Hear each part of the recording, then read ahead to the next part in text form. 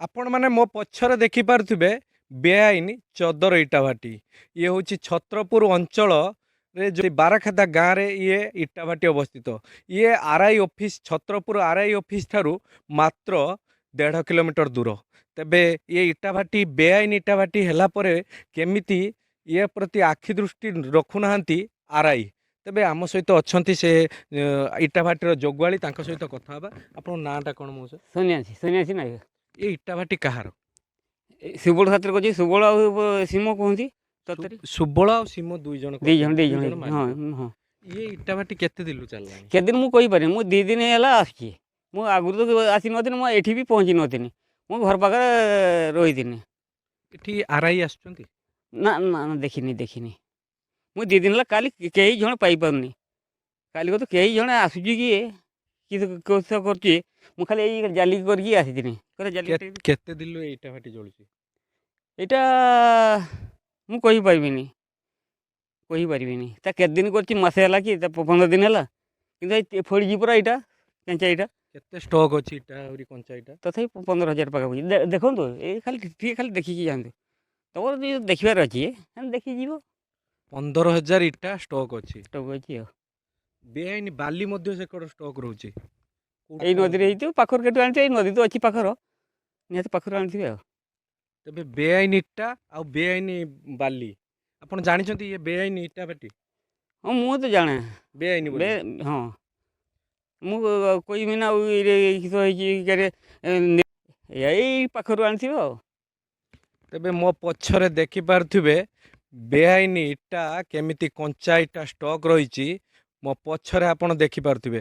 तेबे ये एठारु मात्र 1.5 किलोमीटर दूर रे रहिछि आरआई को ऑफिस। तेबे आरआई एथिप्रति दृष्टि देबा निहाती आवश्यकता रहिछि किंतु आरआई आउ इटाभाटी मालिकों सहित चली मधुचंद्रिका जहा फल रे आरआई सबू देखि मध्य रहुचंती चुप। तेबे आसंतु आरआई कर मध्य प्रतिक्रिया रखिबा कौन कहउचंती आरआई ए बेआईन इटाभाटी को नहीं। आमे अछु एबे छत्रपुर आरआई ऑफिस सम्मुखरे किंतु जेते बेले आमे आरआई को इटा बाबद रे पचारिथिलु से संपूर्ण मना करथिले कि आमे इटा बाबद रे कोनोसी तथ्य एपर्यंत देई नाहु एवं आरआई आम सहित अछन तांक सहित सीधा सळख कथा हबा। सर आपण को अंचल सर सर सर सर आपण अंचल केतरा इटा बाटी चलछि आ आपण सीधा सळख पळे जाउचंती जहा कि से आमो किछि कहिबा को मध्य जहा एथरु जणा पडुछि जे आरआई ऑफिस ठारू मात्र 1.5 किलोमीटर दूर रे चली बेआईन इटा भाटी। आरआई प्रतिक्रिया नापी चाहिए से संपूर्ण मना कर देथिले कहीं ये स्पष्ट अनुमान करी होउची जे आरआई एवं इटा भाटी मालिकंकर कौन सी मधुचंद्रिका चली किंतु एठी आमे देखिलु छत्रपुर रे जो आरआई सर्कल अधीन रे जो बेआईन भाव जो चदर इटा भाटी जो चली तेणु यहाँ क्या परामर्श चली क्या निर्देश चली एथुरु स्पष्ट अनुमान करा जाउची।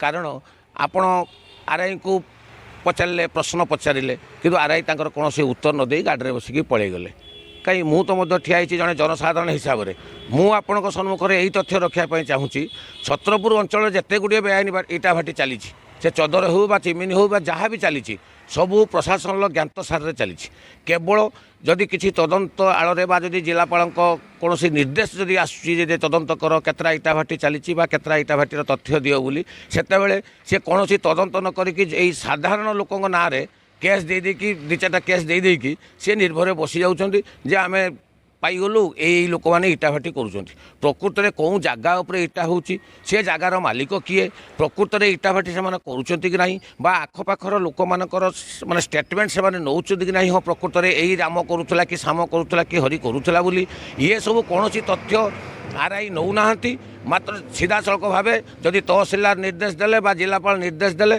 साधारण लोक मान ना को पकईकि सी ये इटा भाटी करुँच तार बहुत उदाहरण आम बहुत विगत दिन में देखीचु जहाँकि बर्तमान तौजी मिसकेस होगी चली जो कौन तथ्य आज पर्यंत मिल पारना कारण आम देखुचु जदि आरआई को अधीन में इटा भाटी चली पारुछि तहसिलदार कौन नीलगिरी आसिक 20-25 किलोमीटर कि 30 किलोमीटर दूर में कौन दृष्टि दे पारे कि से माने पाखापाखि जो आरआई सर्कल रखिंट से आरआई दृष्टि देकी से सब इटा भाटर तथ्य दवा कथा କିନ୍ତୁ କାହିଁକି ଦେଉନାହାନ୍ତି। ତେଣୁ ଏଥିରୁ ସ୍ପଷ୍ଟ ଅନୁମାନ କରାଯାଉଛି ଯେ ଇଟାଭାଟି ମାଲିକ ଏବଂ ଆର୍ଆଇଙ୍କ କୌଣସି ମଧୁଚନ୍ଦ୍ରିକା ଚାଲିଛି, ଯାହାକି ସେ ତଥ୍ୟ ଦେବାକୁ ମାନେ ମନା କରିକି ସେ ଗାଡ଼ିରେ ପଳେଇଗଲେ। ହଁ, ଅଫିସ୍ ତ ଅଧିକାଂଶ ବେଳେ ଖୋଲା ହେଉନି।